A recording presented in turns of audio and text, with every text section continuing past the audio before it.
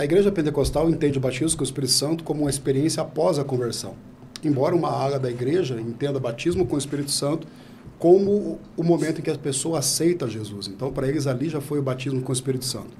Fato é que a Bíblia fala no Novo Testamento 6 vezes sobre o batismo com o Espírito Santo.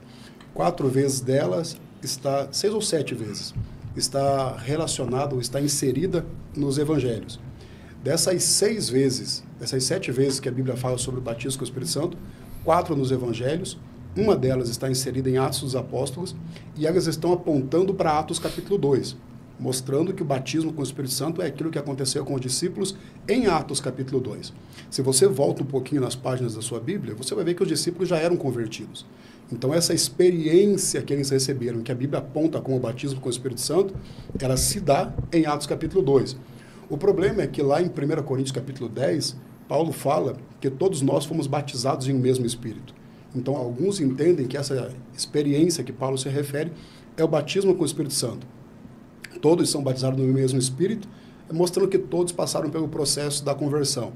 Mas quando você olha para o que Paulo ele define ou ele entende por batismo, você, olhando com cuidado para as epístolas ali, você vai perceber que para Paulo o batismo também significa uma experiência em comum.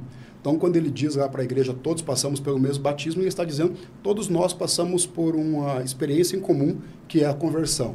E eu gosto da definição do Dr. Russell Norman Champlin, quando ele diz que o batismo que Paulo se refere ali é um batismo de unidade. O batismo do Espírito Santo é um batismo de poder.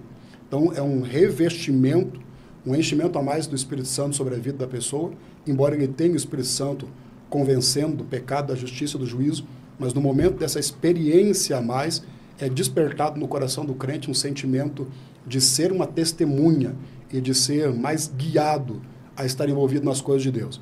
De maneira que o batismo com o Espírito Santo não se resume a uma experiência dentro do templo, não se resume a pessoa estar ali por algumas horas envolvida em uma euforia e logo na sequência voltar para uma rotina de vida.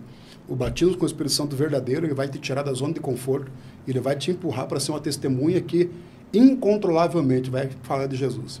Para o meio pentecostal, o batismo com o Espírito Santo e o batismo com fogo está entrelaçado.